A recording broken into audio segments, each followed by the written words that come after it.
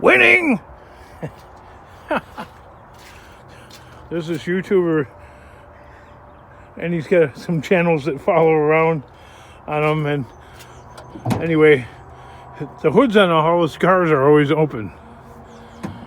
And the guy, he's always messing with the air cleaner. Like unscrewing this, smoking a cigarette and pouring some gasoline into. Like, why? What's going on? That, or there's always a dead battery. Well, King, you always have flat tires. Yeah, I know, because they go to the scrapyard all the time. Gotta watch out for them hazards.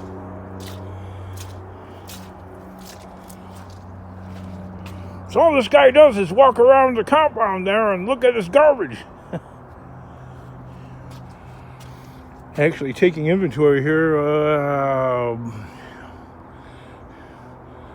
I think if I could get a big enough scrap load of breakage, I'll have enough to justify a road trip to the yard.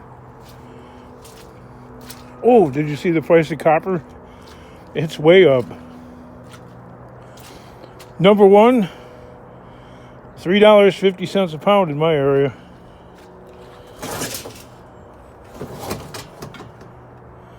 I'm sure the Canadian prices are much higher, but that's that funny money.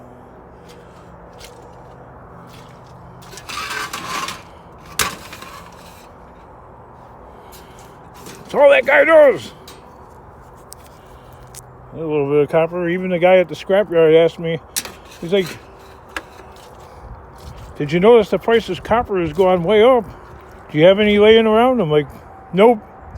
Like a dummy, I turned it all in when it was really cheap.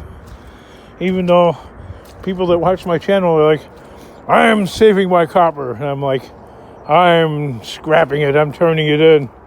Well, who's the idiot now? Me. I'll take an L for that.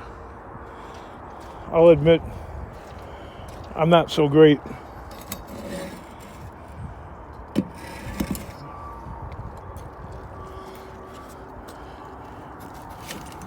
Even a house wire right here, like what we got here, way up. All he does is look at all the same stuff. This is something you'd see at like Beamer and Son Garage. Something, you know, runs, might run, doesn't run.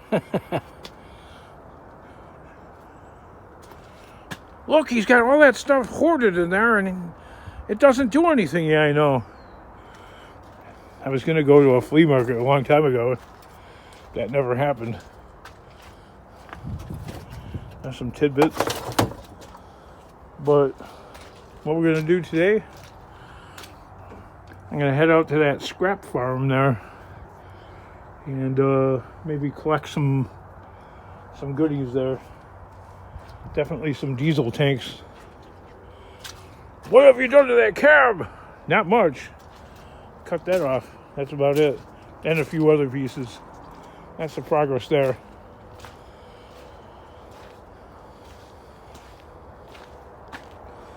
Still have this. I was going to scrap that and the place was closed the other day and I had to unload it.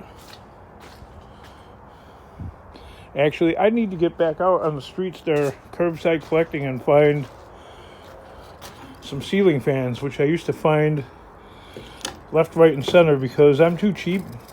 I don't want to buy a new light fixture thing for the ceiling fan in my daughter's room. I want to find one that's got a working 4-way right there, so I can just use that instead. This would have been fine if it wasn't laying in the water and I didn't break that. This would have worked perfect. It's still actually fixable if I can find these porcelains and get that screw off that's managed to rust itself on there. You're a number one dad there, King, giving your daughter rusted out junk. Just like Barry Beaver's place, right?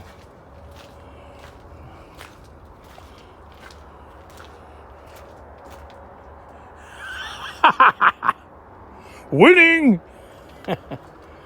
Winning what? Nothing?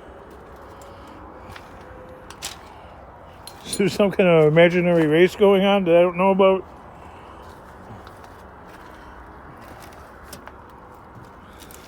Anyway, as we continue to divest and get more scraps out of here, because we are going out of business very slowly, which the pace might pick up suddenly, we don't know.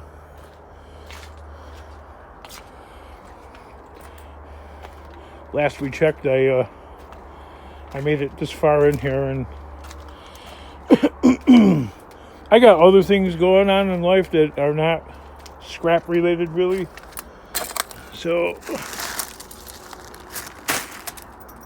kind of interferes with what we're doing here, but that's life. How many times have you handled this scrap, King? I don't know. It's been laying here for about 4 years. Easily. There's stuff back here that I don't even remember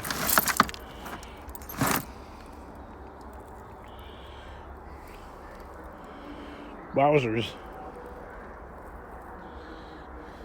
No good. None of it. An old John Deere rear axle system with a nice nail in it. Why do I have it? I don't know. I was hoarding it. I'll admit it. I'm not that good. I'm not too good to admit it. I was hoarding it. See, this is another thing that's going to happen at Beamer and Sons garage. The tires are going to dry rot. How do you keep 86 cars together and not like rusting out, tires dry rotting? Basically anything made out of rubber on the vehicle is going to dry rot. Belts, hoses, even the timing belt, if it's made out of rubber, that's going to get dry rotted and snap when you go and crank the engine over one day. And if it's an interference engine, that's the end of that motor. Runs, now it doesn't run. How old is the guy? 70? 68, 70? There's not a whole lot of life left.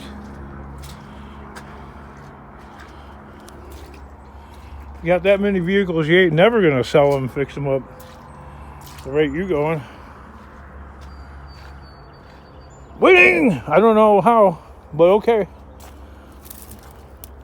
Not dry rotted. I don't know why, but it's not dry rotted yet. As far as I could tell. Let's get closer.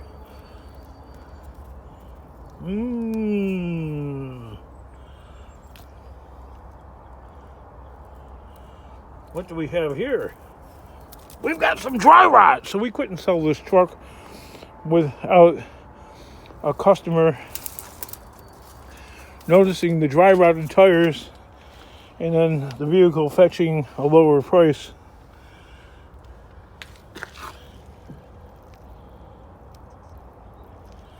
Not winning. That's what Mother Nature has in store for you. She has plenty of dry rot. Not to mention, if you ever, like, something I glossed over, if you get like a hailstorm that's really bad, all your sheet metal is going to get dented up and dinged up. And if they're really bad, you know, I might end up cracking the windshield or whatever. That would have to be hellacious hailstorm, though.